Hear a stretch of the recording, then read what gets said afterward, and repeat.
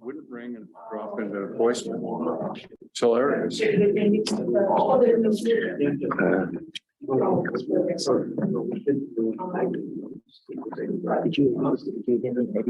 ready? Okay, right on time. 6. We're going to call the September 13th meeting for the Village of Gates Mills Council together.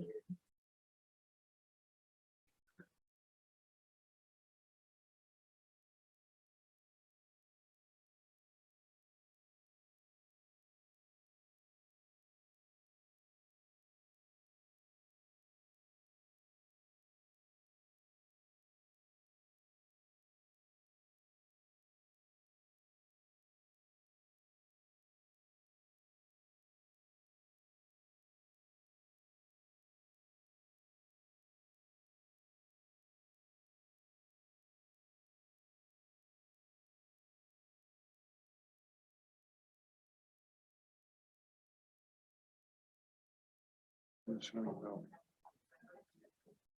don't understand why. We're good. Okay. We're going to try it again. Welcome to the September 13th Village of Gates Mills Council meeting. Beth? Anton, Yes. Allworder, Yes. Deacon, Yes. Press, Yes. Steinbrink, Yes. Turner, Yes. Welsh. Yes.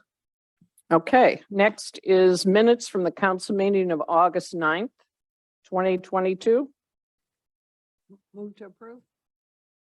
I've got a correction on page 3. Put the microphone, put it on and put it Sorry. closer. I've got a correction on page 3, paragraph 2, the third sentence in that paragraph.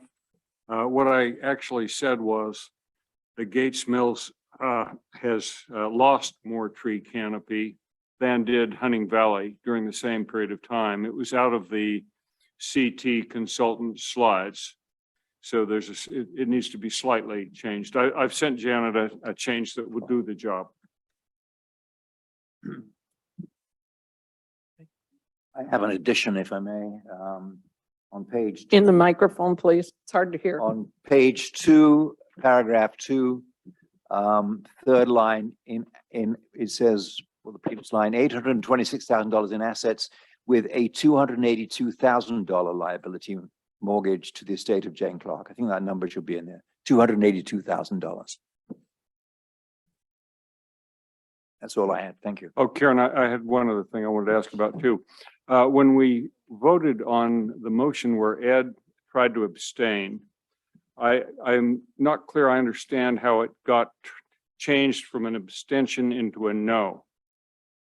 Ed was asked the basis for his abstention and he stated it. And we never debated whether we accept that. It's up to, my understanding is council has to decide whether Ed's reason for wanting to abstain is sufficient or not. But we never had any discussion. It was just recorded as a no. Well, it's noted in here. No, what I'm saying is we have to decide if we accept his reason for abstaining, then it would be recorded as an abstention. If we do not accept his reason, then it would be, he has to vote yes or no. But it's up to council to make that judgment. It's not up to Beth or Janet. You want to? No, I agree with Councilperson Press that it's not up to the administration, but it was my understanding, and I was not here, that Mr. Welch did change his vote no when that issue was raised. Well, the only way is because they wouldn't accept the other, because we know them very well. It's something I don't want to really get involved with, saying no to them. I think we all know them personal very well. relationship. Yeah, I understand that, but they wouldn't accept that. but my understanding was did state that you were changing your vote then to no when. I had no other options. Okay. Well, you did have an option, but I wasn't given it, right? it really makes no difference in the outcome. No, it doesn't change the outcome. I was just trying to understand, clarify the process. Okay. Anything else? Second. Anton, Yes. Allworder, Yes. Deacon, I think I have to abstain because I wasn't here. Correct. Thank you. Abstain. Press, Yes. Steinbrink, Yes. Turner, Yes. Walsh. Yes. Next is pay ordinance 1265 for $472,903.83. Move to approve. Second. Anton, Yes. Allworder, Yes. Deacon, Yes. Press, Yes. Steinbrink, Yes. Turner, Walsh. Yes. Thank you. Next is the financial statement. Steve? Good evening. This is the financial report for the 8 months ended August 31st of 2022. The financial statements were provided to the mayor, to clerk, and to council in advance of the September council meeting, which is a good governance and transparency practice we continue to follow.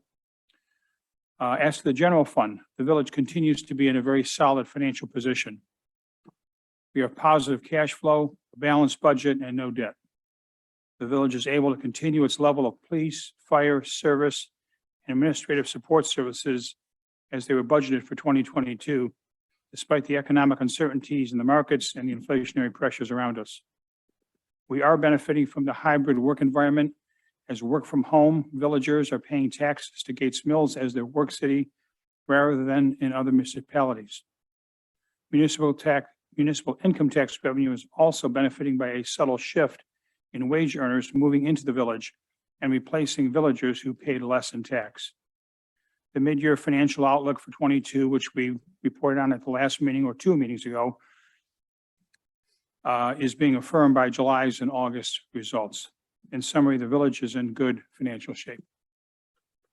Revenue for the 8 months was $5.2 million. The month of August was particularly strong with $822,000 of real estate tax revenue and $462,000 of municipal income tax revenue. For the year-to-date, real estate tax revenue was on budget and prior year's figures as was expected. Income tax revenue is $300,000 favorable to the full year budget, driven by the work from home and the shift in taxpayer base. It's likely that we will achieve the $2.5 million outlook revenue figure for municipal income taxes. And again, that figure is above the 2.1 that was in the budget. Other sources of revenue is running about $100,000 less than prior year, driven by a non-recurring workers' comp refund in 2021 and less rental income in 2022 at the Mills building due to tenant shifts and payment timing. Expenditures for the 8 months were $3.8 million. The month of August was a typical month with expenditures of $434,000. There were no unusual departmental expenditures during the month, except for payment of the service department truck outfitting of $84,000. For the year to date, we are running $400,000 above prior year due to personnel costs, $169,000 of them, legal and professional fees, $76,000, EMS costs, $65,000, and service department equipment, $105,000. The general fund cash balance at August 31st was $8.8 million compared to the beginning of the year balance of $7.4 million. On September 9th, we transferred $1 million to the invested balance amount at Ancora to earn higher returns. As to the other funds, as you know, there are close to 20 other funds that the village is required by either statute or contract to account for receipts and expenditures in a certain manner, such as the Capital Improvement Fund, the Conservancy Fund, et cetera. There's no unusual receipts or expenditures during August in those funds. Cash in total in those funds is an additional $1.6 million. A few other financial matters. Just to update everybody, the Comprehensive Plan Advisory Committee is meeting on September 27th.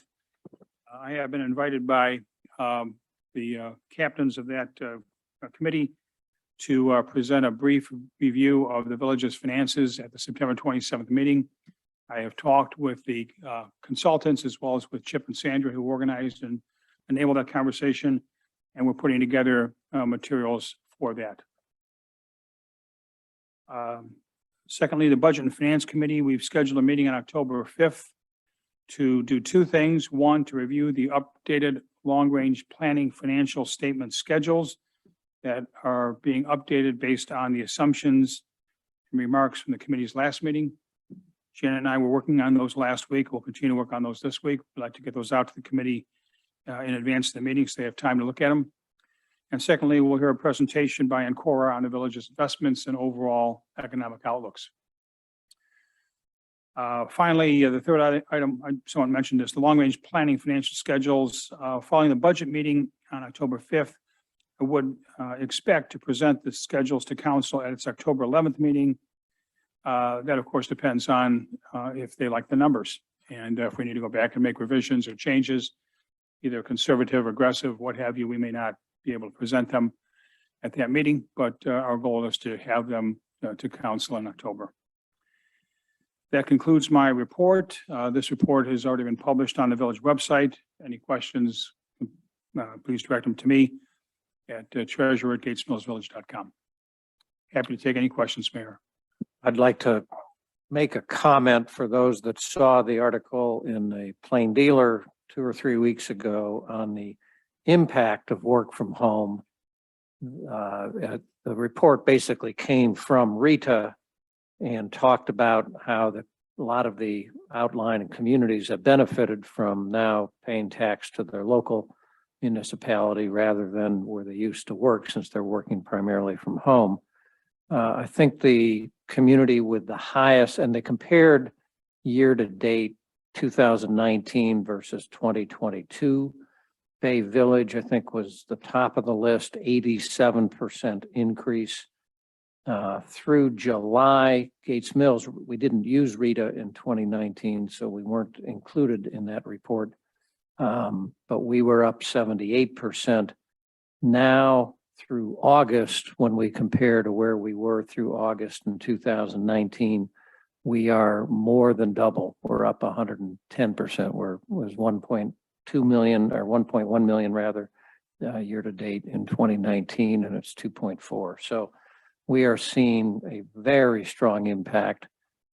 And I think many of us think that work from home is one factor, but we think that there's also been this jump with all the house turnover in the last 30 months, where we doubled the amount of house sales, and we think a lot of young families were seeing other signs. So it's going to be tough to wrestle with a long range plan of what number you obviously want to use. And since we're already likely to exceed what they estimated, we probably need to keep talking to them about an estimate, whether there's a bit of a bubble this year. I talked to a lot of organizations about what are they saying and seeing about work from home, and it is still flexing what companies are doing. So it's quite a phenomena that we're experiencing at the moment. So. Yeah, thank you, Chip. And those are good observations. We're trying to work with Rita, as I'm sure other municipalities are, to understand a little bit more of why the increase, how many additional tax returns may have been filed for additional taxpayers. That may give us an indication of the volume of taxpayers as opposed to just the dollar amount. That could be an item, as well as we do have a stratification of taxpayers. We don't know their names. We just know strata. It starts at 0 to 10,000 and goes to 400,000, I think, or something like that.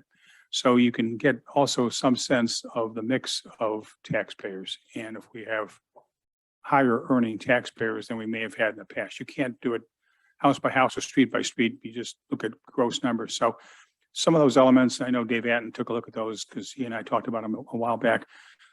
Some of those could be factors that help us shape what the long range planning number would be. I think we'd be wise to be conservative. Oh, yeah. And in terms of that, and not expect that whatever the peak is that we get this year is going to continue. Any other questions? Thank you, Steve. I just have one, if I may. David? The presentation you're going to make to the advisory committee on September 27th, will the finance and budget committee get a chance to take a look at that before that happens? No. I've talked to the Second question, wouldn't that be a good idea? materials that are planned for the September 27th meeting are, I'll call pretty fundamental or elementary. We have met with the consultants and also with Chip and Sandra as enablers of the conversation. They believe that where they're at with respect to the entire long-range plan is that people would benefit first by a good sense of the numbers, where our revenues come from, what our expenses are spent on, how much we have in terms of number of employees, things that would be relatively factual, David. There's not going to be anything there that would be, I'll call it judgmental or controversial or leaning the group towards one decision or another.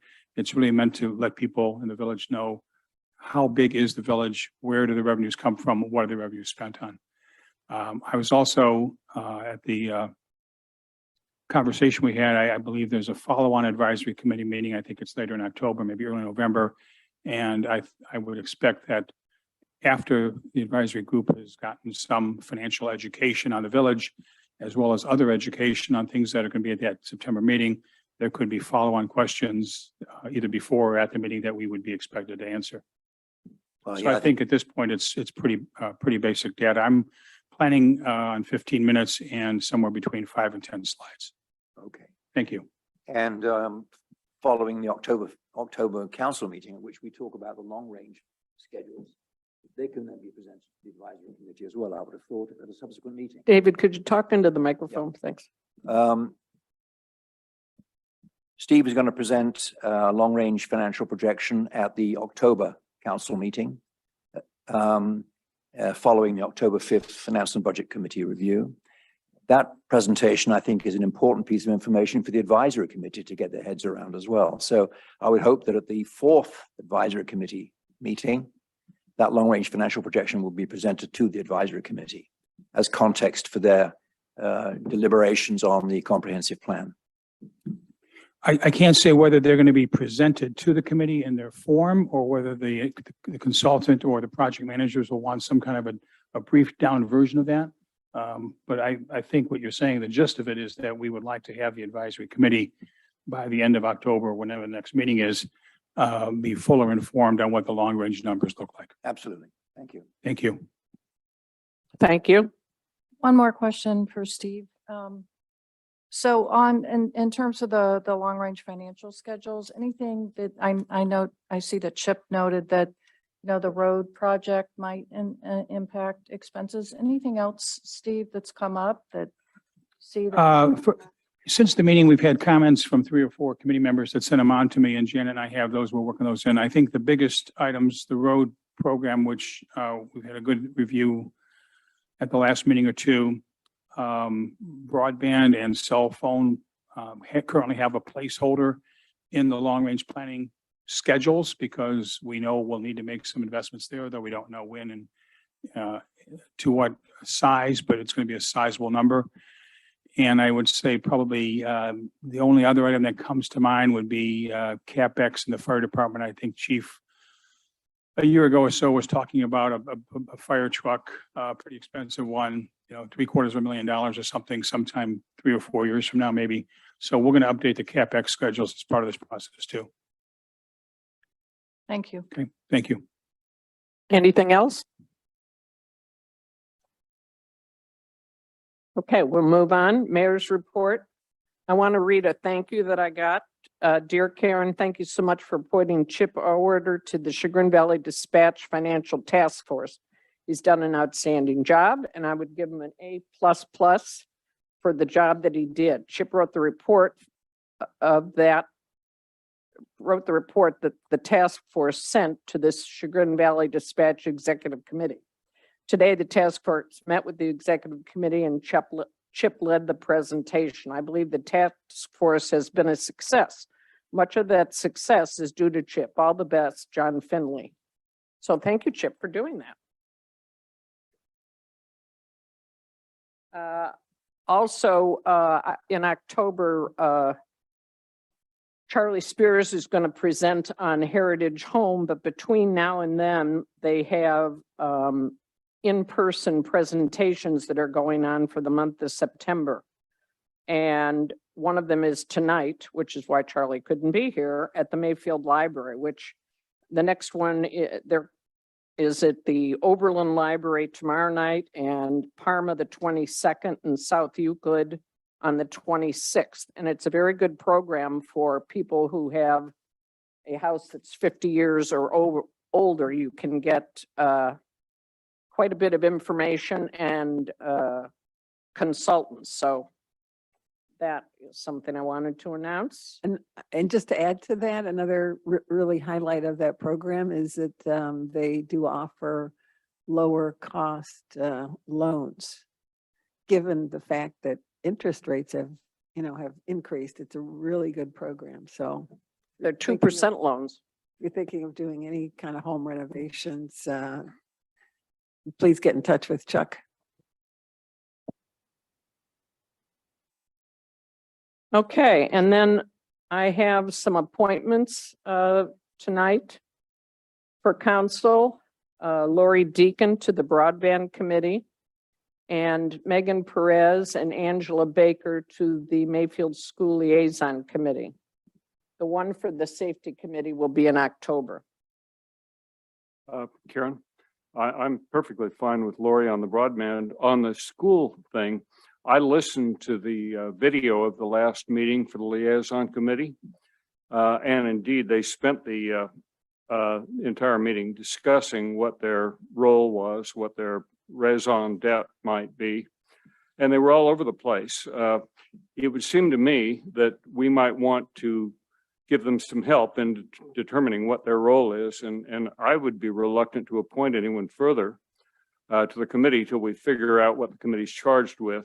If it's a parent-teacher organization only, I think you get one kind of appointee.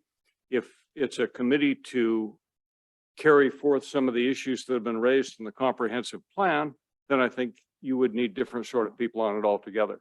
So could we figure out what that committee's supposed to do Well- before we appoint people? We have a definition for the committee. Attends school board meetings to keep the mayor and council informed, communicates with residents about current school activities, issues, and recognitions of the purpose of conveying value delivered to the community. Hosts superintendent treasurer annually and semi-annual reports to council. So that's the definition that they have. They're a liaison between the community and the school. Well, I wouldn't The object school or to, the school district? I mean, what are we talking about? Pardon me? Between the school or between the village and the school district? What are we talking about? Well, it's sort of both. We work hand in hand to support each other in a well, supportive role. Karen, Yeah, where I was Commander. coming from was, I remember the first meeting of the comprehensive plan, at least the first for me, where we had a report from the Outside Perspectives Committee.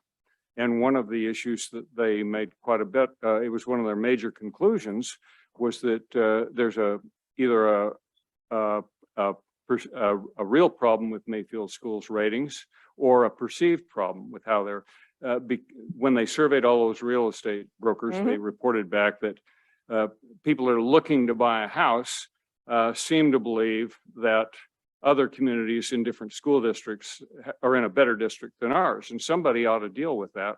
Is this committee to deal with that, or is someone else to deal? I think that when it comes from the comprehensive plan and they give the advisory presents to council, then it would be council to take up to go to the school system. We already know what people think. I mean, why do we have to I wait? know, but Why shouldn't we be starting with it right away? go ahead, Can Sandra. I respond? Jim Stafford is the new chair of the School Liaison Committee. This group has not met since COVID. And so Jim wanted an opportunity to informally get the committee together to kind of reorient themselves. It was a Zoom meeting, which we don't have committee meetings with votes by Zoom. So it was really just a discussion. They did talk, I mean, you were on it and I listened to the replay. But they did discuss a variety of things. I think by and large, Yep. they were very supportive of the school, system and wanted to find ways to enhance it. David, you brought up some other points of view about what the role of the committee could be. And I just got an email from Jim, I think it was today, outlining mission statement and some objectives and goals Mhm. that do address kind of both sides of that. So I did ask Jim to revisit with the committee what their mission and goals for the year would be. And when he has the first formal meeting of the group, I'm assuming that you'll go over this and then come back to the mayor with those recommendations.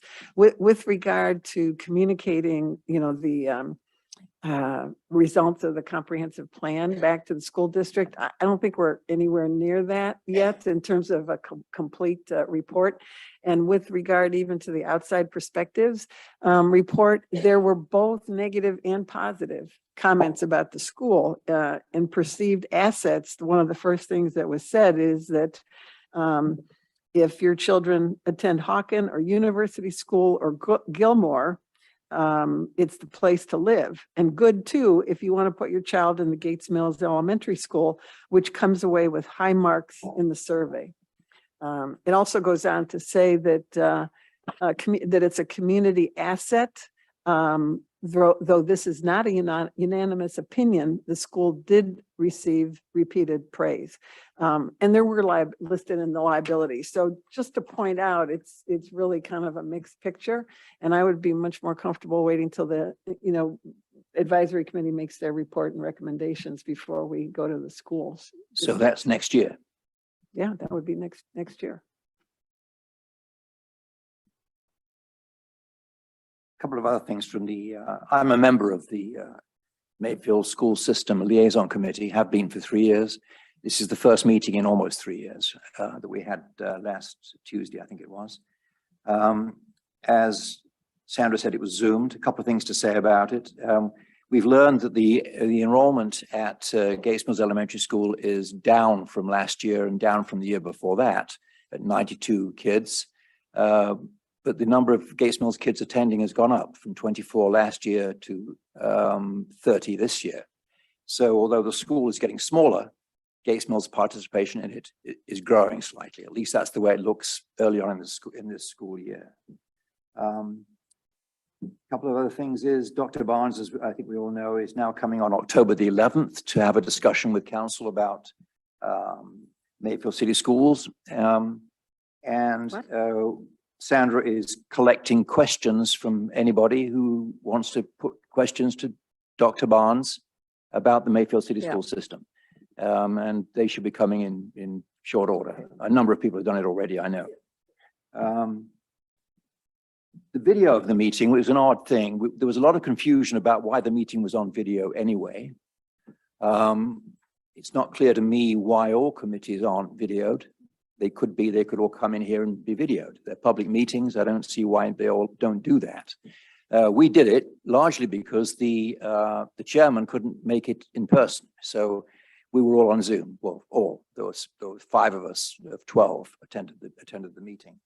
But mysteriously, after posting the video on the Monday on the Tuesday following the meeting, it was taken down for 2 days. And I was told by people who wanted to see it, asked why was it taken down. I still haven't got an answer to that. It was pulled back on the 3rd day, and I think there have been something approaching 60 views since then. So it was of interest to a lot of people. So that was a mystery to me. But a broader question is, why aren't all committee meetings videoed? That's all I had, really. Okay, it was taken down and then Jean wasn't here for 2 days, so that's why it didn't get put back up. Why was it taken down? Well, I don't think we've put other meetings. To your point, we haven't videotaped all meetings, and this was not a meeting where they were going to vote or whatnot. We So don't vote in just have committee. never We don't done it vote in before. committee. We don't vote in committees. We have no authority, nothing to vote on.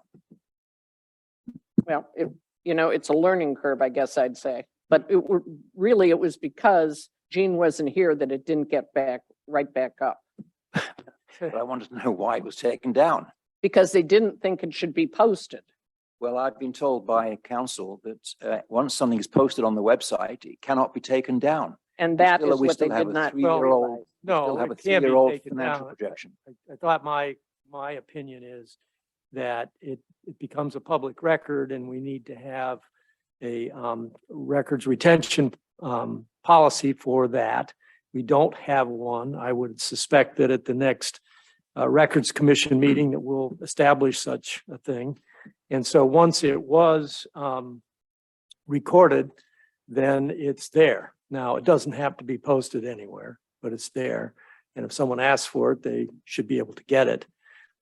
Each committee and board at this point can determine whether it wants to have something on video, unless this council would pass some type of an ordinance that requires all committee meetings, board, commission meetings, and council meetings to be So, okay. videoed. So it's up to each committee, and that should be a majority vote of those members, whether it will be televised. But council could direct Video. committees to record all By meetings on video. Okay, through ordinance. Okay, I'll take care of that next time. Because I think it's a strong addition to the whole issue of transparency and permanent transparency, which I think is very, very important. Thank you. If we go to that, I think we're going to have to get an IT person on staff because it's a lot. Well, and I guess to the point that we raised before about voting, I mean, committees do vote. I mean, they make decisions about mission and Standard. objectives. Holy Oh, I'm sorry, and activities. And if the state doesn't allow votes by Zoom, then we're in a bit of a dilemma because meetings have to be in person to have any kind of votes, and committees do have votes. But we don't take votes of any executive nature in most committees. We're taking votes on what we're going to recommend to council. Committees essentially aren't executive.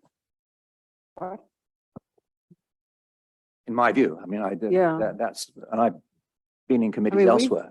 And all the committees, I guess, that I've been on, and thinking about the ones that I've been on, I mean, we do make decisions, and there are votes. Now, whether you want to call them executive or not, they do take action. They do take votes Right. on actions. Well, I'll put together an ordinance for the next council meeting. Second. Last thing about Mayfield City Schools is that Mayfield City Schools, every 3 years, they commission a survey, a telephone survey conducted by a professional organization where they call people in the district to ask for their opinions on the school and its past and its future and so on. And that session, those inquiries will be going on between the 25th and 28th of September. So I hope that if people receive a call, they will take the call. It's not a sales call. It's not spam or whatever. And I hope they'll give Mayfield City Schools the opinions they're looking for. Thank you, David. Back to the appointments of Lori Deacon, Megan Perez, and Angela Baker. Second. Did we have a first? I need a motion first. Oh, I thought Sandra put the motion in. Oh, did you make the motion? Oh, well, okay, so moved. I'm sorry. May I ask who they are? Okay, we have a motion from Craig and a second from Sandra. May I ask who they are? Not their names. Who are they? Well, Megan Perez Lori is on council. Megan and her husband, Jose, are parents of 2 children in Mayfield City Schools, Jay in 3rd grade and Sadie in kindergarten, and she's the current PTC president at Gates Mills School. And Angela What's and Justin are the PTC? parents of 6 kids in the Gates Mills School, ranging from 3 to 16. And they're all in the Mayfield City Schools. She is an actress and a teacher and teaches at the Howard School of Acting, performs in dinner theaters, musicals, show choirs, etc. And she's performed with our Gates Mills Players in Once Upon a Mattress. So they're both parents of Mayfield City School. Correct. Okay. And live in the village. Thank you. Okay, so we had a motion and a second. Beth? Eton, Yes. Allworder, Yes. Deacon, Do I get to vote for myself? Yes, okay, yes. Good to know that you're voting for yourself. Press, Yes. Steinbrink, Yes. Turner, Welsh. Yes. Okay, next, David had his report, committee reports. Whoa, Clerk's report. No, come on, I always, Nothing. the highlight of the meeting. Sorry.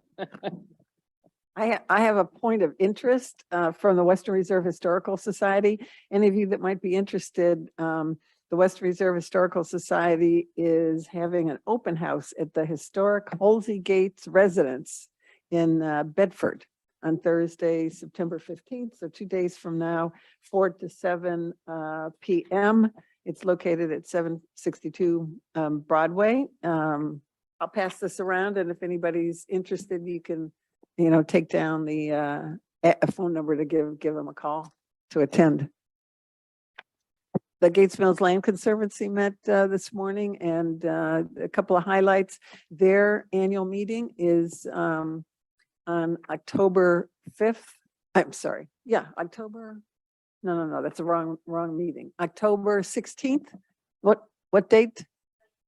October 19th. Thank you. It's a Wednesday, and it's from 6 till 8 p.m. We hope you all will attend. There'll be some information coming out from a variety of sources to remind you. The speaker is Eric Carlson, who's a village resident, a biologist, and a teacher at university schools. So again, October 16th, it's a Wednesday. 19. Oh, I'm sorry, 19th. October 19th. It's a Wednesday. The other highlight is the second newsletter, the quarterly newsletter is out. It came out yesterday. So those of you who are interested, again, if you didn't get a copy, you can reach out to the Gates Mills Land Conservancy, Diane Kennedy. It's Very, very nice, very very nice nice. newsletter. Absolutely. Good job, Celeste. Yeah, Good job. I printed it out. It's really nice. I haven't read all the articles, but good job. And finally, we'll be removing invasives on the Sherman Road Preserve on September 22nd. It's a Thursday, week from this Thursday, with Hawken students. And we would, again, welcome all comers to help us.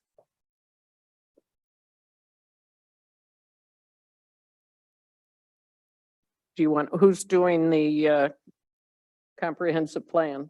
My turn. My turn this month. On August 15th, a town hall workshop was held at the community house. There were 80 attendees.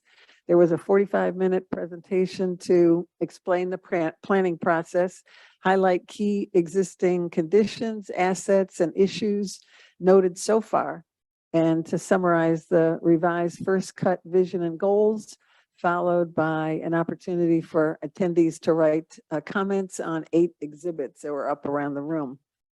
Starting on August 17th and concluding on the 25th, there were 6 neighborhood meetings for our 10 neighborhoods.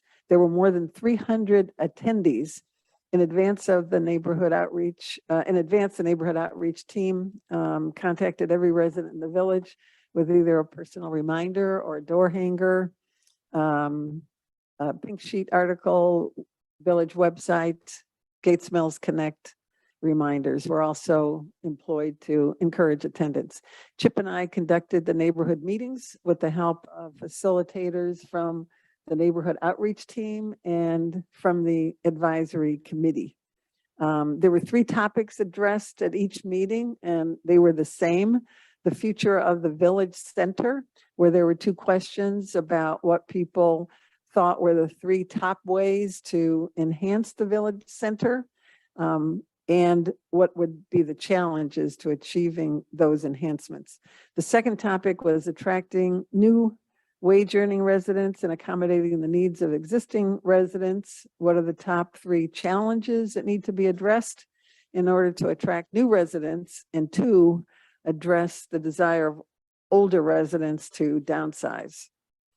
And what were the top 3 qualities of the village that you treasure and don't want to see change?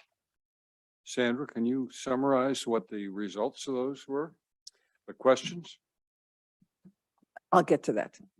And the third was creating community. What are the top 3 steps the village should take to increase residents' sense of community?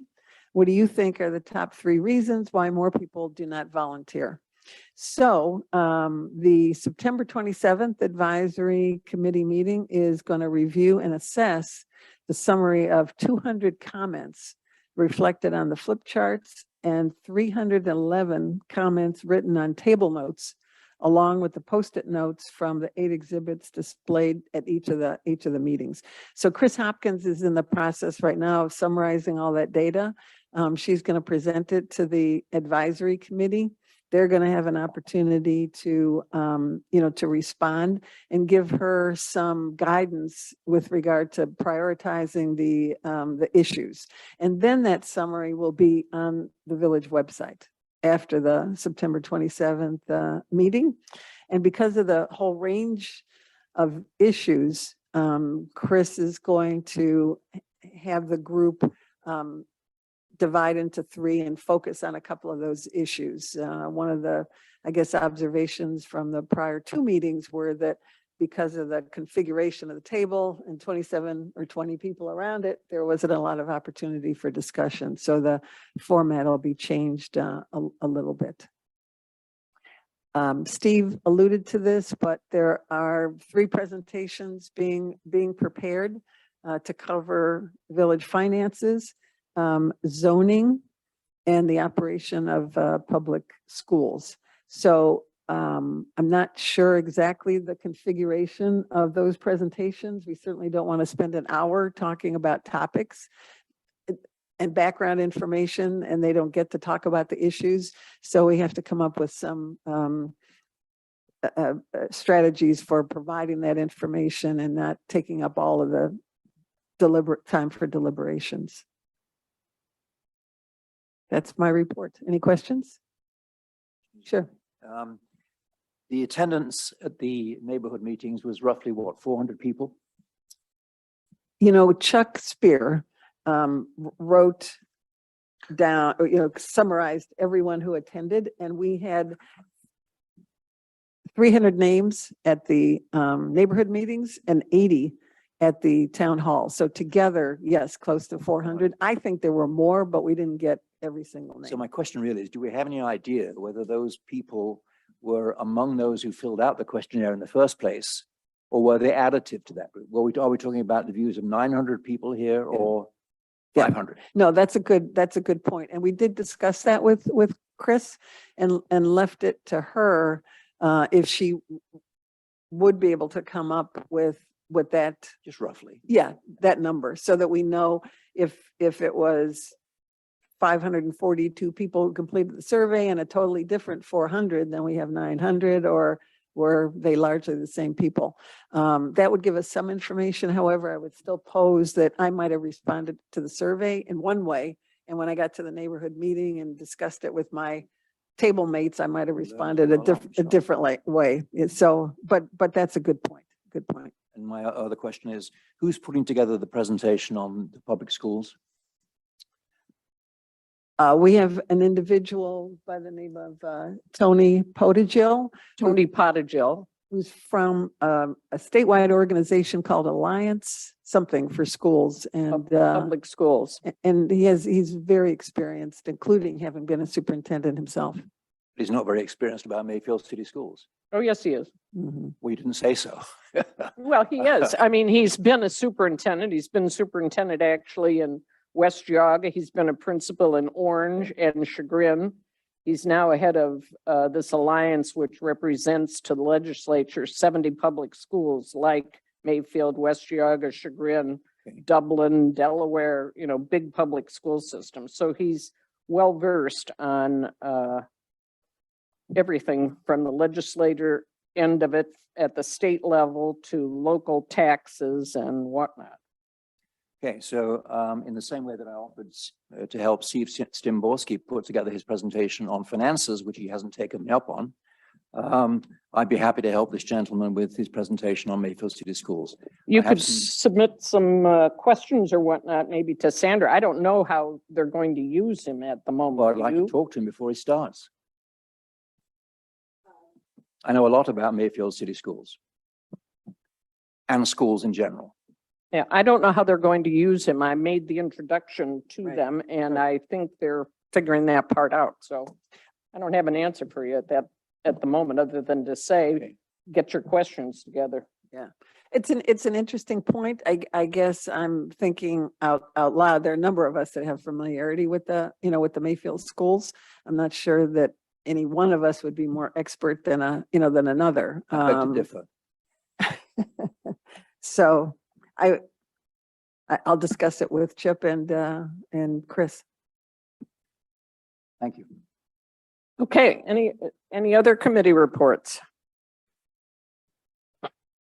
And well, Ann, Can I- you're next on it. Wait, Yeah, let me just, get Craig's first. Quickly on real estate committee met at the end of August to discuss putting a for lease sign in front of the space that was formerly occupied by Cindy Halley. We've had some interest in the space. It's been primarily office use, and the committee's preferences is that space would be used for retail purposes.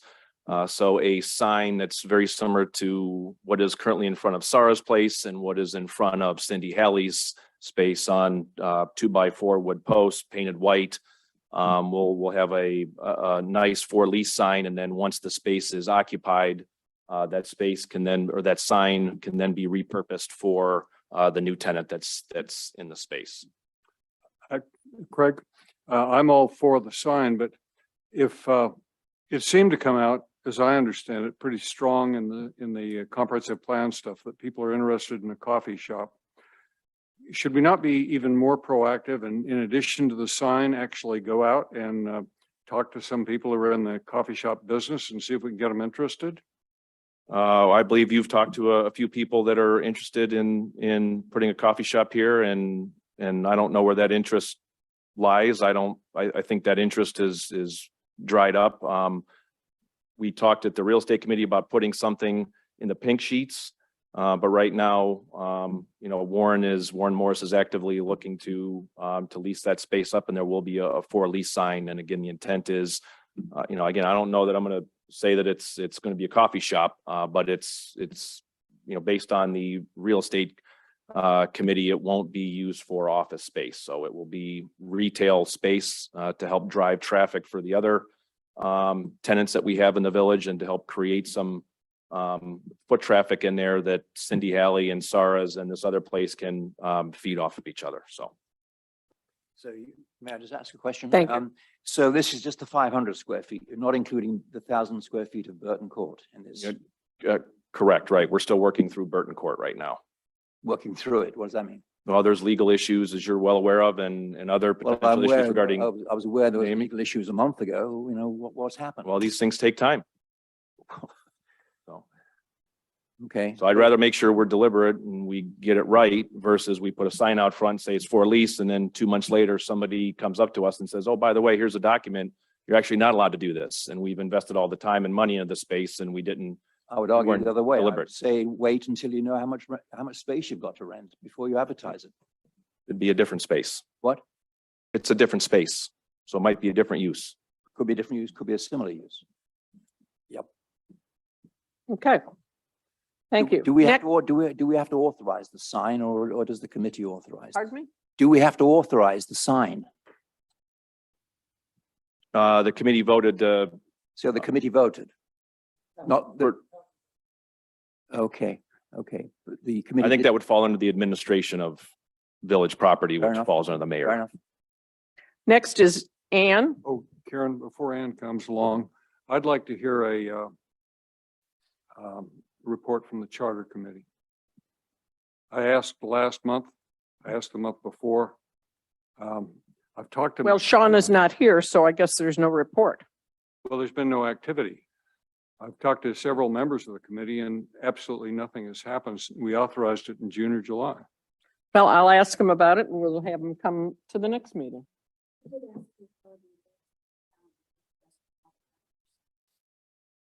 Okay. Did you hear what Janet said? I did He not. asked for the emails and names of the people that are on the committee. So he must be getting ready to do something. So we'll put October. Charter info. Thank you, Ann. Good evening, Mayor, members of council, department heads. Welcome, Councilwoman Deacon, to our committee. We value your input and are looking forward to having you join us. Since the report on broadband to council, we've supplied answers to questions from council and treasurer. And we touch base with officials from Hudson, Mayfield Village, Hunting Valley. And we're moving to the next step to gather information from consultants about their services related to choosing a provider, contract negotiations, financing help, and project management. The village requires outside help for expertise in the broadband industry and work with municipalities. So there will be more to follow. Are there any questions? Thank you.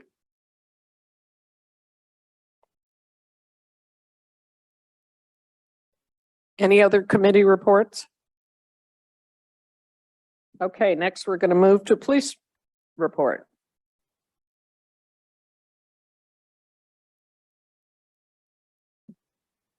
Thank you, Mayor, members of council. We should have received a copy of my monthly report. I'll be happy to take any questions you may have.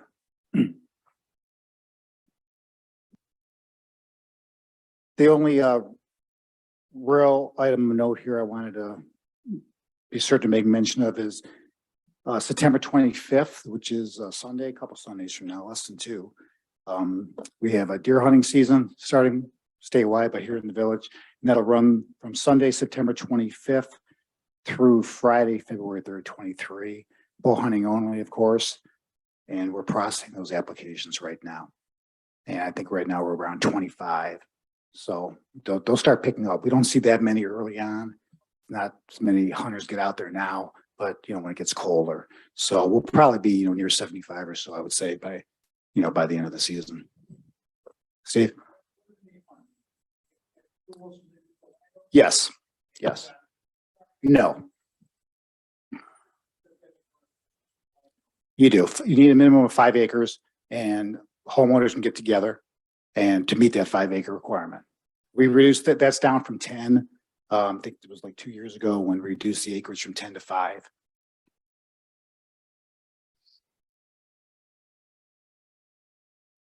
Anything else? That'll conclude my report. Thank you. Where are we on the traffic cameras? Oh, traffic cameras. I give an update here. We're actually still, there's no problems with where we would like to put the eastbound traffic camera.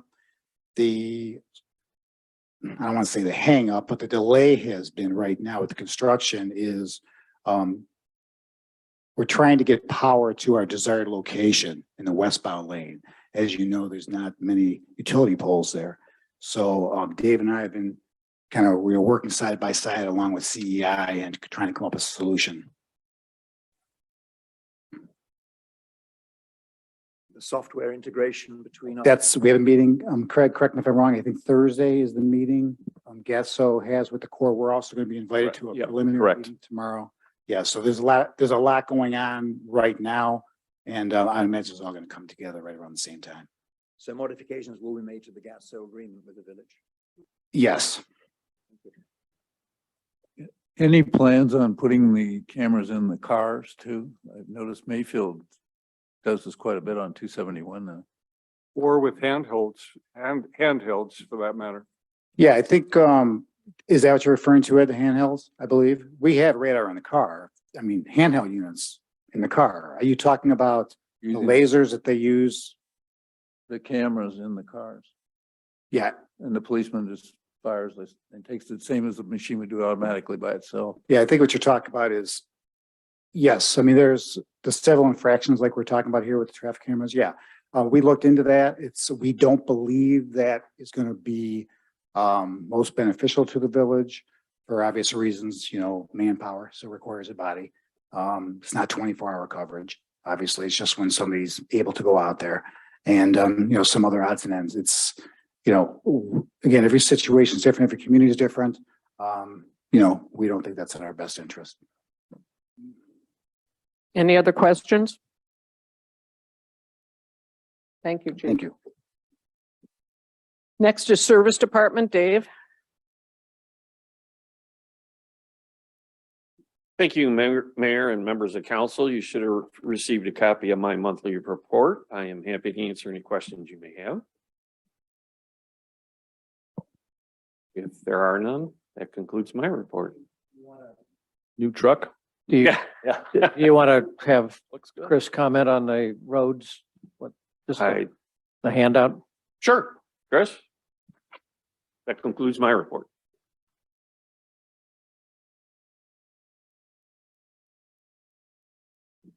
I handed out an update on the road program for this year. One quick note, the contractor did request that the pre-con be changed to Thursday at 11 a.m. So my statement that it was Friday at 11 a.m. is incorrect.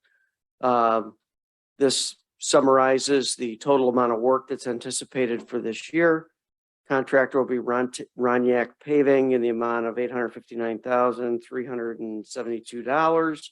We've got the pre-con scheduled for Thursday at 11 o'clock, and work is anticipated to start at the end of this month. I've summarized the county road work that will be occurring on Battles, Berkshire, Brigham and Wilson Mills, Chagrin River Road, County Line, Gates Mills Boulevard, and Old Mill. A combination of pavement striping, crack sealing, and some repair work to be done. Local street preventative maintenance will be completed on those roads that we repaved last year. Fox Hill East, Riverview, Deerfield will all get reclamite and have some berming work done to help better support the edge of the road. We'll be completing spot repairs on a variety of village streets. These are full and partial depth repairs on Blackberry Lane, Gates Mills Estates Drive, Gatewood Oval, Sugarbush Lane. On Mayfield Road in the westbound lanes where we had the water department leaks earlier this year. We'll be fixing the water department leak locations along with about a 200-foot area downhill from the easternmost repair where we had some pavement damage. And we submitted and received an insurance payout of about $17,000 to remove and replace the asphalt surface in the two eastbound lanes over about a 200-foot length. Also, we'll be fully rehabilitating Carpenter, Chartley, Norville Circle East, Norville Circle West by means of full and partial depth repairs and milling and filling the entire surface on both roads. Are there any questions? Chris, there was another leak on Mayfield Road recently, kind of near where the other one was, wasn't it?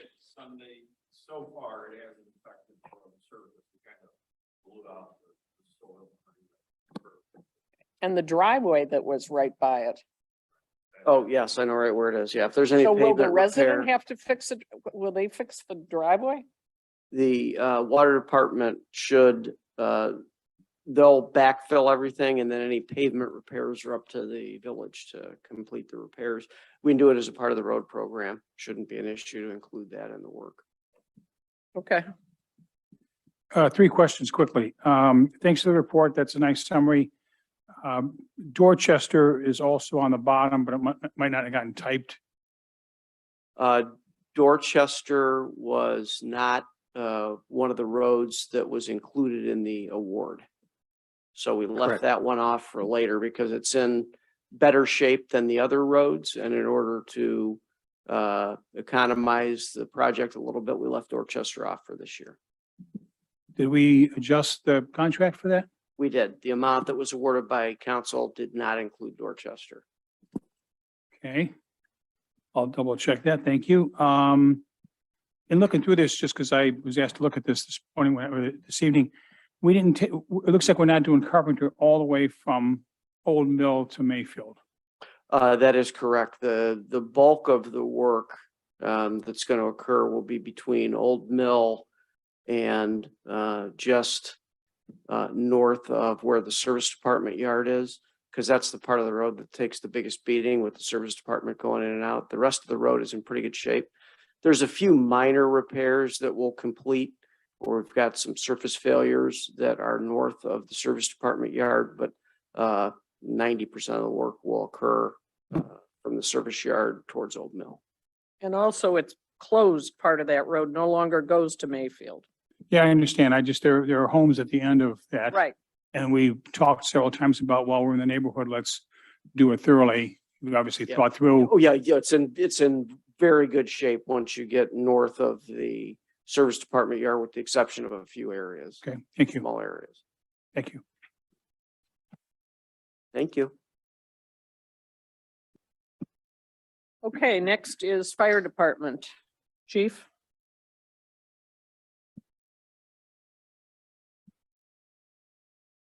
Thank you, Mayor and members of council. A copy of the fire department report for August was in your packet, and I'd be happy to answer any questions you might have.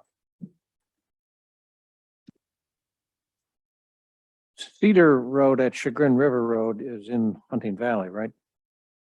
Yes, But you get called in for that. when those calls come in, generally they're cell phone calls by a motorist, and they're not exactly sure where they are. So a lot of times we'll be responding, Chagrin Falls will be responding because of the overlap, but that actually is where that occurred was in Hunting Valley. So just as a, maybe a pretty picayune point, but if we then send the emergency response, the ambulance, that hits our bill, even though it technically was in their community, do we pass that bill on to Hunting Valley, or is it just because the call came in? How do you? No, because we requested, then we would pay for that call.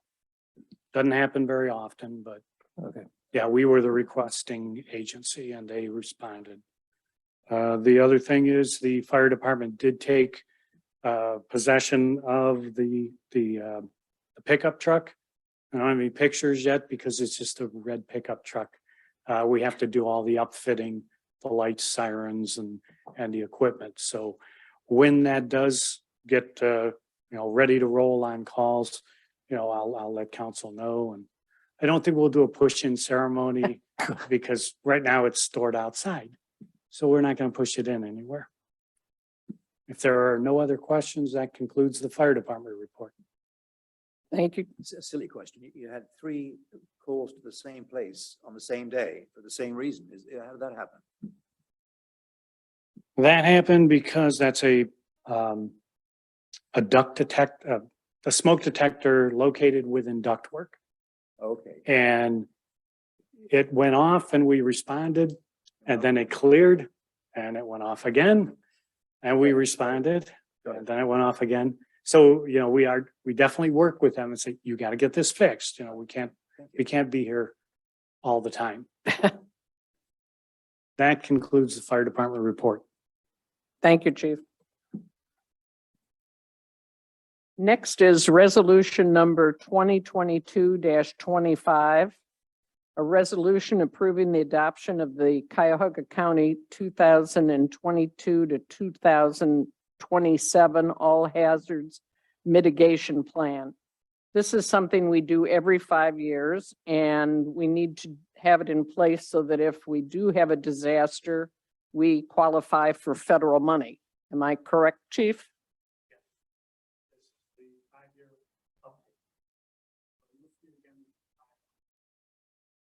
We haven't had to use it, but if we ever have to use it, we have to have it in place in order to qualify for federal money. And we need a motion. So moved. Second. Question. So Chief, do you review the plan every 5 years or annually, or how do you take a look at it? And are you able to make comments, or how does that work? The county sends it out. The county, Yeah, the original plan, which this is just an update on the original plan. I was also involved in the writing of that plan. So once it was put in place, the schedule is every 5 years. So I did review, all the updates. All communities within the county must adopt the plan if they want to qualify for federal funding, if it were to become available. Chief, do we put any input into the plan that's specific to Gates Mills, or is it just a general kind of thing? It's an all hazard plan. So our portion, or at least what I put into it, is ranking what I believe will be the more prevalent disaster. Flooding for Gates Mills is one of my priorities. So it does cover everything that could happen. And that does change. Those priorities change. Years ago, I was not too worried about insurrection and rioting. That has changed, that priority changed, and we look at it a little bit differently now than we used to, even here in Gates Mills. I went out and looked at Googled the whole thing. What was on Google is still a draft of the 2022 to 27 plan, but then you just scroll through each type of hazard, and Gates Mills is part of the Heights, the Hillcrest area. We're not included with the Chagrin Valley, which is a little odd, but so I didn't compare us to that, but the chief you see how we're just checked. It's, as he said, just covers every kind of conceivable hazard that could take place and whether we think there's a risk. So Any other questions? government bureaucracy. So we had a motion and a second. Anton? Yes. Do we need to All ordered? suspend? Okay, all right, there has to be a suspend. Move to suspend. Oh, Deacon, Yes. Press, Yes. Steinbrink, Yes. Turner, Welsh. Yes. now move to approve? Second. Anton, Yes. Allworder, Yes. Deacon, Yes. Press. Yes. Steinbrink. Yes. Turner, Welsh. Yes. Okay, next is resolution 2022-26. Chip? This is a resolution accepting the rates as determined by the Budget Commission and authorizing the necessary tax levies and certifying them to the county auditor. And this, just with a little clarification from Janet, this is the authorizing for the county to collect all of our millage that is either, already approved or will be part of the levy for this fall, so that we get our money next year. So this is a housekeeping requirement. And do we need to suspend? I move to suspend. Second. Anton, Yes. Allworder, Yes. Deacon, Yes. Press. Yes. Steinbrink, Yes. Turner, Welsh. Yes. Now I move to approve resolution 2022-26. Second. Anton, Yes. Allworder, Yes. Deacon, Yes. Press. Yes. Steinbrink. Yes. Turner, Welsh. Yes. Thank you. Next is ordinance 2022-27. Craig? Yeah, this is an ordinance amending zoning code section 115703 to adopt a new subsection to permit the keeping of chickens and certain other domesticated fowl as an accessory use in residential zoning districts, and amending the general fences code to adopt a new section 518.18 backyard chickens and certain other domesticated fowl. This is on first reading. And just some background here, when I came on as chair of planning and zoning, Dave Biggert and I had a conversation. And one of the things that came up was that he gets oftentimes inquiries regarding the keeping of chickens in the village. And currently the zoning code is silent regarding chickens. So those residents that have chickens and other domesticated fowl are technically in violation of the zoning code. Well, it seems to me that we live in a semi-rural area, and we should be able to permit residents to keep chickens on their property. And that's basically kind of the genesis of where this came from. Again, so the zoning code is silent, which means they're prohibited in the village. And so this is planning and zoning had a pretty robust discussion about this last week, and moved to bring this in front of council to be put on first reading. I had also talked about this, I want to say at the April or the May meeting, that this was something that was going to be coming in front of council at some point in time. And I think that something like this, the place for this is in front of elected representatives for discussion purposes, not in planning and zoning, which is, basically we're all appointed to that role. So I think the intent in putting this here and putting it on first reading is to have conversation, We welcome the conversation, input into this, and happy to answer any questions anybody has. And Ed gave a handout to everyone with more information. I guess my first question would be the law director. Mr. Steinberg said that it's assumed that it's not allowed because it's not written up anywhere. That's not true, is it? Yes, it is. That's how zoning works in this village, and So you have to, every animal? it's not specifically permitted in the code. It's prohibited by the zoning. Right. And the keeping of animals and fowl is a use, which is under zoning. I mean, is it, okay. I'd like to read this into the minutes if I may. I have a 6-page report here on this. I don't know that we need to read it, but we'll put it in the minutes and whatnot. And, you know, this is only first reading. I think what this does is says that we're coming up with an ordinance that will allow people to have chickens. Where at the moment, they're not allowed. For the benefit of the audience, why don't you let them read it? I'm sorry, I didn't hear it. He said, you want to The read it? audience has a copy. Yes, I think it's just important because, I mean, it's. Okay, move your microphone closer so Yeah, everyone. It's assumed, and you know, unless otherwise, I mean, we've had chickens for 125 years on our properties now. And in the Cleveland Jewish News article on August 2nd, 21, Mayor, you wrote that 2,300 residents enjoy rural living, equestrian farms, and stunning views of the river and valley. Gates Mills is steeped in tradition, history, and community spirit.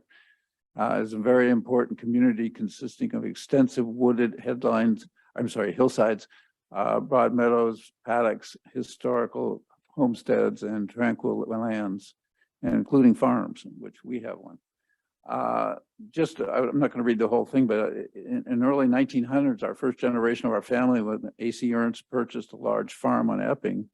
For over 100 years, our family has raised chickens, turkeys, peacocks, lambs, cows, horses, and a variety of other animals on the property. To this day, we continue to operate part of our original hobby farm constructed in 23, raising horses, chickens, turkeys, rabbits, lambs, as seen in the parade with Gentleman's Farmer's Float.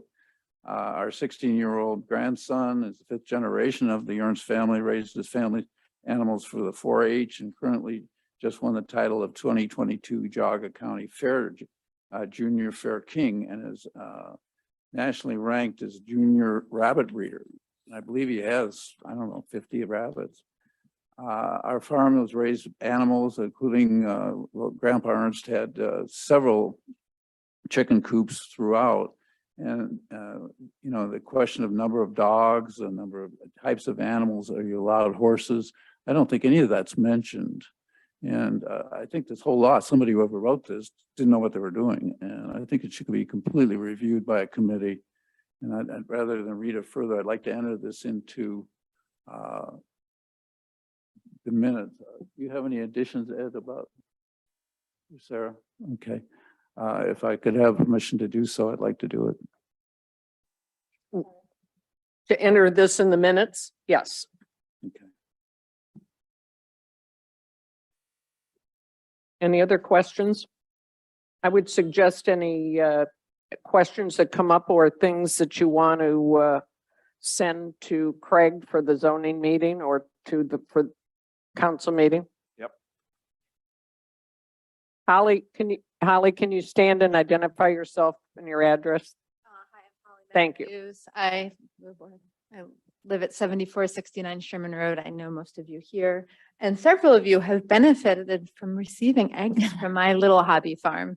I never considered moving out here 8 years ago that chickens wouldn't be allowed, and was really surprised when I spoke to Councilman Steinbring, finding out that you need a law allowing something, otherwise it is illegal. I did a little look online today and was really surprised I couldn't find any other animals permitted besides horses. Dogs, cats, pigs, sheep, lamb, and I know lots of people keep all these animals here in Gates Mills. So along with rewriting or relooking at what was first proposed this evening at law, maybe a committee to really look at Gates Mills and what we want and what we expect to find when we come here should be considered.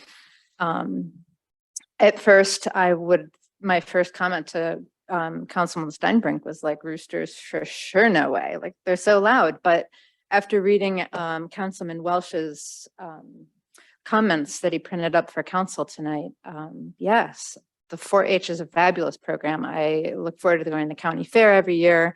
It's a fabulous experience. And honestly, dogs are more noisy and more bothersome in neighborhoods than roosters are. And I'm sorry, I've just lost my train of thought. But I think this is something that maybe the community should be engaged in, and we should put a lot of thought into what we really want Gates Mills to look like. Only permitting 15 chickens to some farms and properties that have 5, 10, 15, or 50 acres seems very restrictive, and not allowing them at all if you have less than an acre seems crazy. When the city of Cleveland, you can have 6 hens per 0.15 acres. A lot of things that were written down didn't make sense, as I've been keeping chickens for 8 years now, and I have guinea fowl and I've had them for 3 years, and lots of things just don't make sense if you're a poultry keeper. So I appreciate that we're looking at this, but I hope that we all keep in mind that there's a spirit to Gates Mills, and having the ability to have a hobby farm or a working farm is a big part of that. Thank you. Thank you. Thanks. If I could comment, being new to planning and zoning, it was first the realization or understanding that if we don't have an ordinance, then something is prohibited. And you think about the logic of that, and that means that if we had the opposite of that, we'd be working day and night to come up with ordinances of things that we did want or didn't want. So it's sort of a blanket. When you look at an ordinance like this, if we don't do this to the ordinance, don't have an ordinance for chickens, then technically they're prohibited, which would give the right to enforce that you can't have it. Now, we've lived in this village all this time and haven't enforced. We could enforce. But one could argue that what the phrase is, let the sleeping dog lie, just, we'll just continue with what we're doing. Is there a big reason that we have to have a chicken ordinance? I will tell you, last year from personal experience, I just happened to disagree with the rooster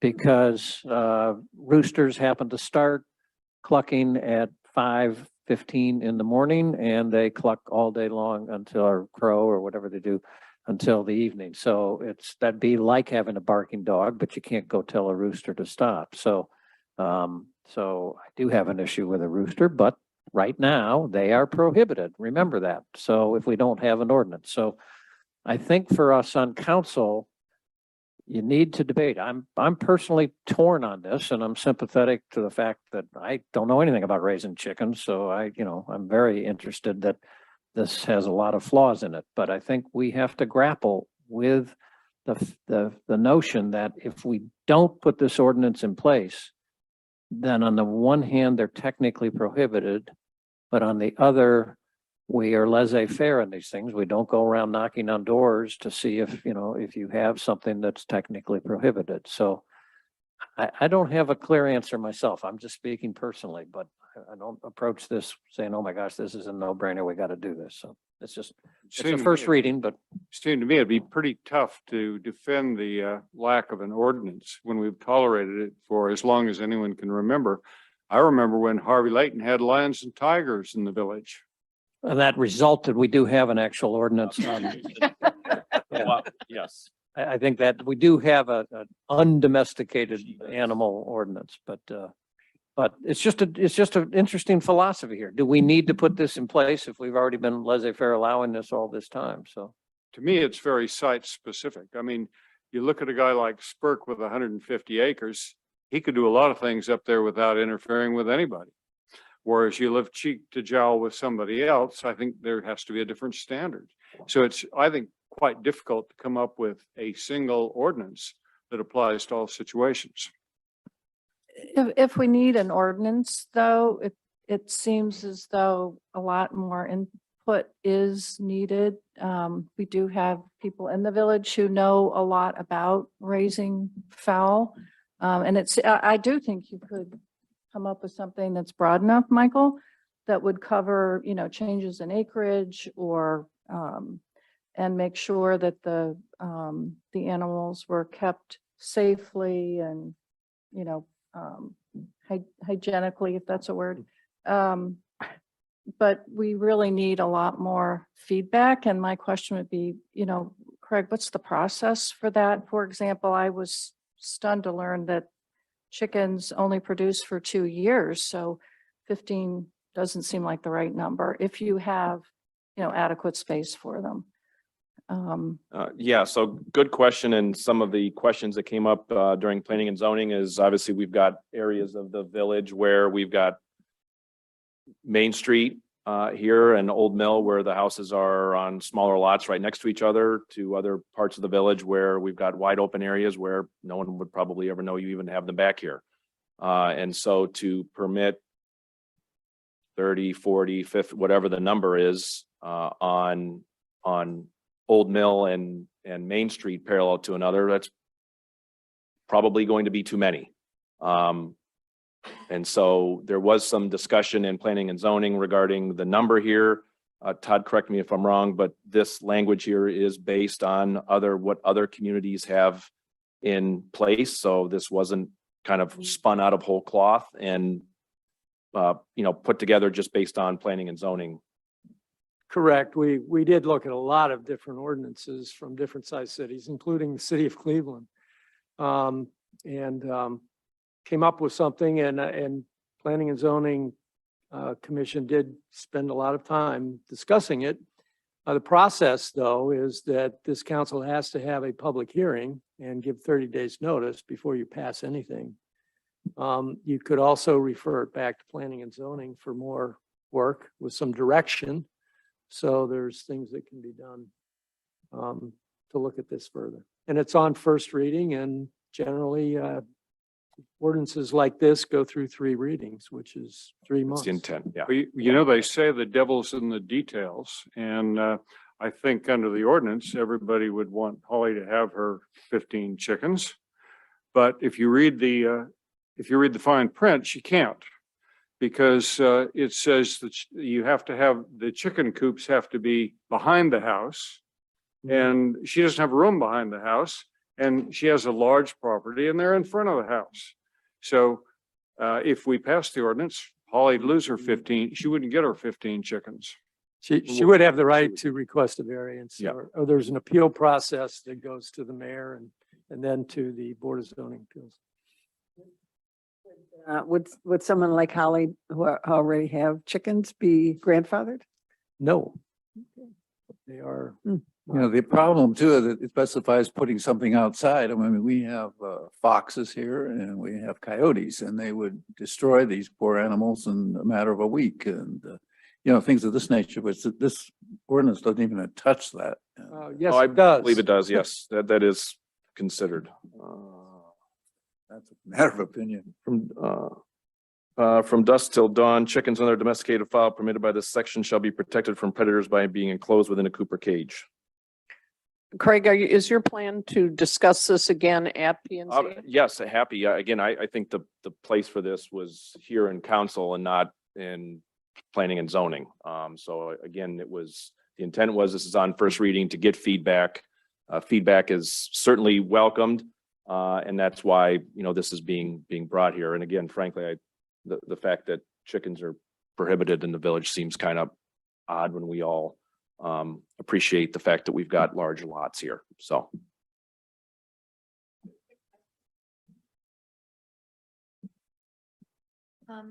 I was quickly looking online. It was kind of hard to navigate the ordinances, but all I found were ordinances for horses. Yes. Are you correct. permitted to have sheep, pigs, No.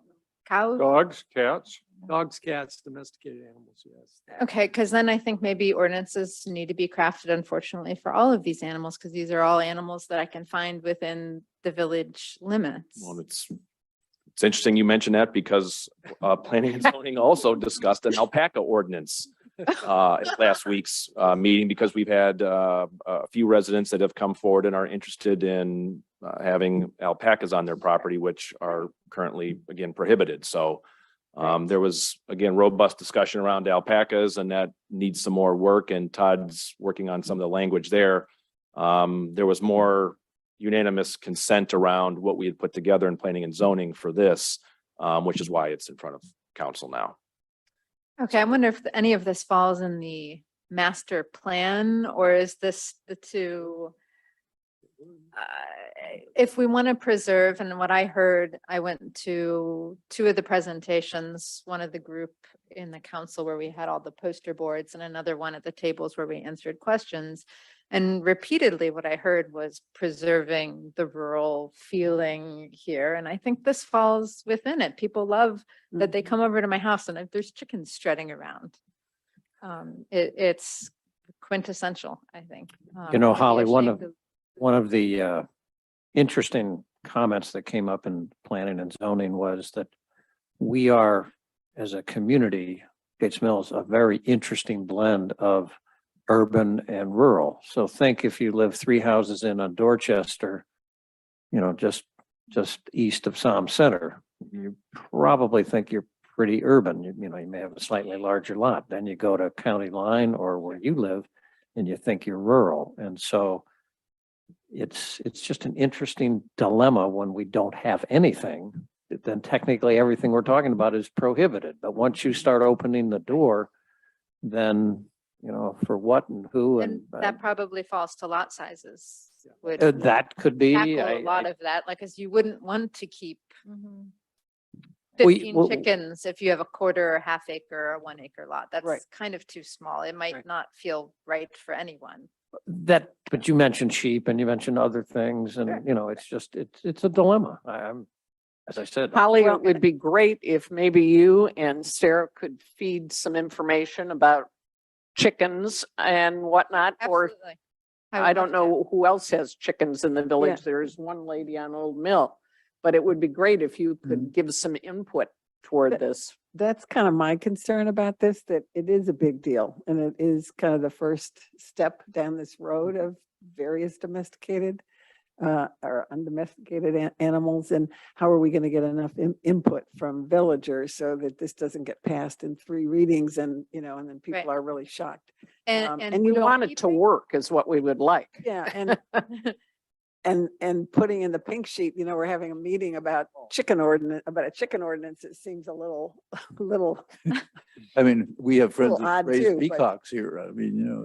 And we think it certainly needs to be did. All encompassing, cover all the farmyard animals. yeah. And it could be that there's a variety of things that have to be by acre and whatnot. I mean, Probably because it is a very, right.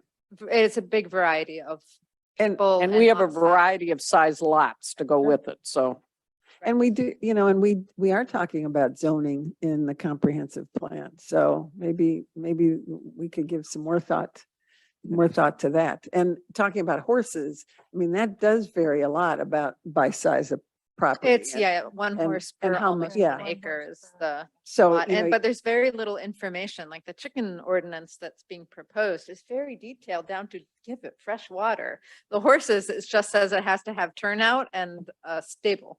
that's know. the lawyers of yesteryear and the lawyers of today. I like the lawyers, because people who raise animals I aren't fools, We and they like want to each take other. care of their We like animals. each So I don't want us to get bogged down in the minutia of this is what you have to, like, it's a little overkill. You're right. So, This is good. but Thank you. my other quick question was beekeeping. Is that permitted right now or no? I didn't hear what you said. Beekeeping? Beekeeping? Oh, Yes.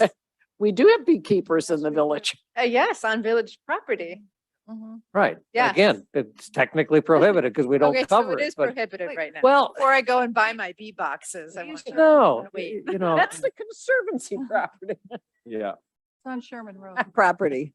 Just throwing it out there. yeah, right. Good point, Holly. Just like bees. Well, Thank you. Okay, next is ordinance 2022-28. Craig.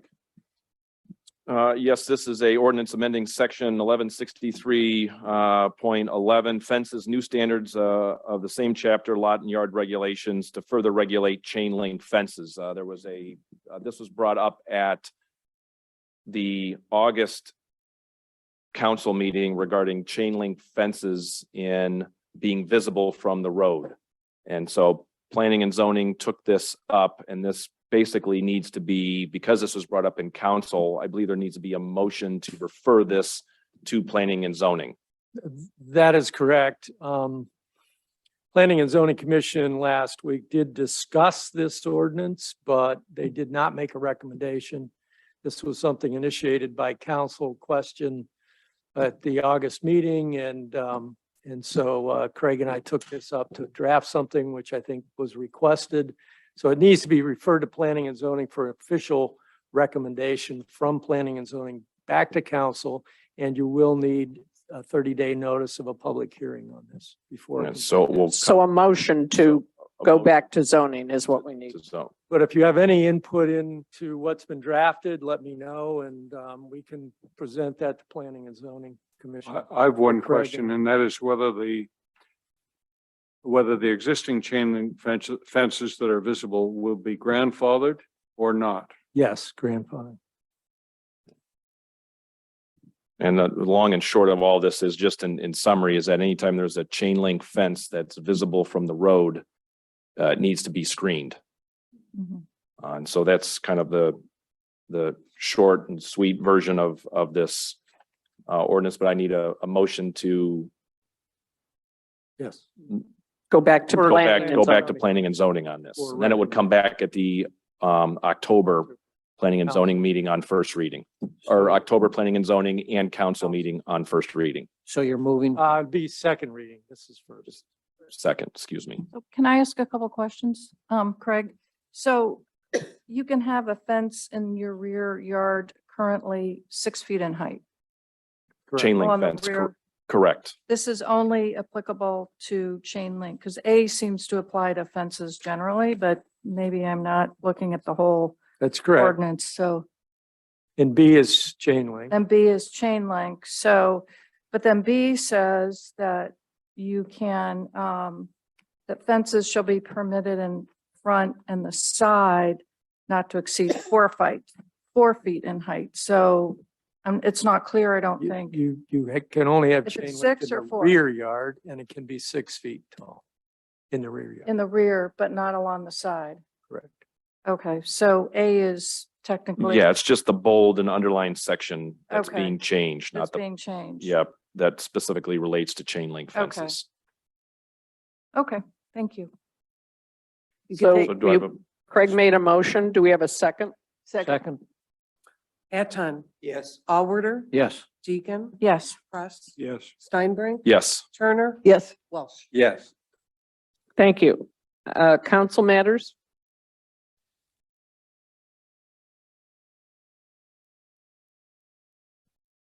Okay, business from the audience?